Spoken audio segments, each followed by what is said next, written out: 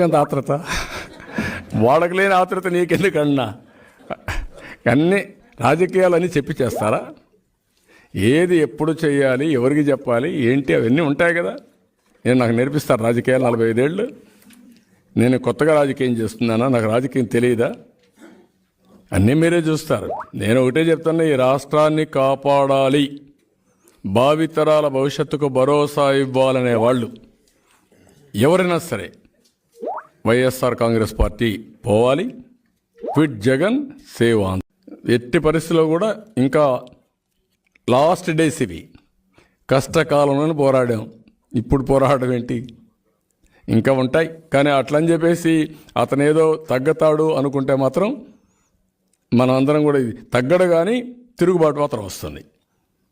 అతను ఎంత స్పీడ్గా ప్రజల్ని హింస పెడుతున్నాడో అంత స్పీడ్గా వస్తారు రేపటి నుంచి. ఇంకా రాను రాను ఆ స్పీడ్ పెరుగుతుంది. కడాన మీరు మిజరబుల్ డిఫీట్ ఉంటుంది ఇతనికి. డిఫీట్ కాదు, మిజరబుల్ ట్రీట్మెంట్ ఉంటుంది. చరిత్రలో ఏ రాజకీయ నాయకుడికి జరిగినటువంటి ట్రీట్మెంట్ ఇతనికి ఉంటుంది. మీరు ఆ విషయం గుర్తుపెట్టుకోండి. ఎవరైనా సరే ప్రపంచంలో అతిగా ప్రవర్తించిన ఏ వ్యక్తి అయినా సరే కడాన జరిగేది జరుగుతుంది. అలాంటి మిజరబుల్ ట్రీట్మెంట్ ఉంటుంది. దానికి రెడీగా ఉండాలి అతను. అంతే. అతన్ని కాదు, అతని పార్టీ వాళ్ళు కూడా ఇక్కడే కదండి. ఒక వ్యక్తిని 50 సార్లు నువ్వు జైలుకి పంపించి, లేకుంటే 20 సార్లు పంపించి, ఇన్నిసార్లు హెరాస్ చేసిన వాడు మనిషే కదా. వాడికి రక్తం మాంసాలు ఉంటాయి కదా. వాడు సఫర్ అయ్యాడు కదా. వాడికి ఒక మైండ్ ఉంది కదా. ఎంత హ్యూమిలియేట్ చేశావు. ఇప్పటికైనా తగ్గించండి ఇవన్నీ. Thank you. ఎవరో మోసం చేశారు, ఎవరో అన్యాయం చేశారు అని చెప్పి అనొచ్చు, కానీ ఆధారాలు లేవు. ఏం జరిగిందో దేవుడికి తెలుసు. పెద్ద నేనైతే చేయగలిగింది ఏమీ లేదు. ప్రజల తీర్పు తీసుకుంటాం, కానీ మంచి చేయడానికి మాత్రం ప్రజలకు తోడుగా ఖచ్చితంగా ఉంటాం. వాయిస్ ఆఫ్ ది వాయిస్లెస్ కింద ఈ పార్టీ తాను చేయాల్సిన పని తప్పకుండా చేస్తుంది. పేదవాడికి అండగా ఉండే కార్యక్రమంలో ఎప్పుడూ కూడా పేదవాడికి తోడుగా ఉంటూ గలం విప్పుతుంది, పేదవాడికి అండగా నిలుస్తుంది. పెద్ద పెద్ద వాళ్ళ కూటమి ఇది. ఢిల్లీలో సైతం శాసించే పరిస్థితుల్లో ఉన్న కూటమి ఇది.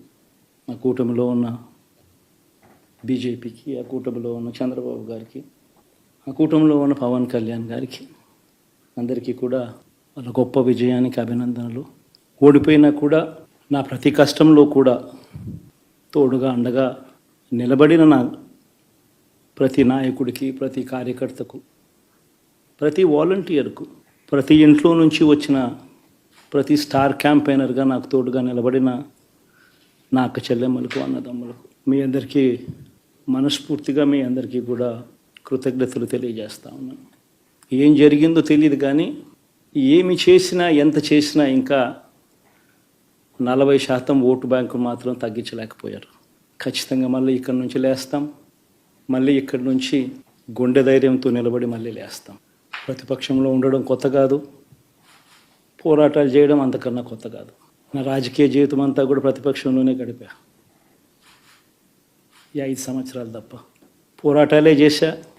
రాజకీయ జీవితంలో ఎవడు చూడని కష్టాలు కూడా అనుభవించా. ఇప్పుడు అంతకన్నా కష్టాలు ఏదైనా పెట్టినా కూడా సిద్ధంగా ఉన్నాం, సిద్ధంగా ఎదుర్కొంటాం. ఆల్ ది వెరీ బెస్ట్ గవర్నమెంట్లోకి వచ్చిన వాళ్ళకు. Thank you.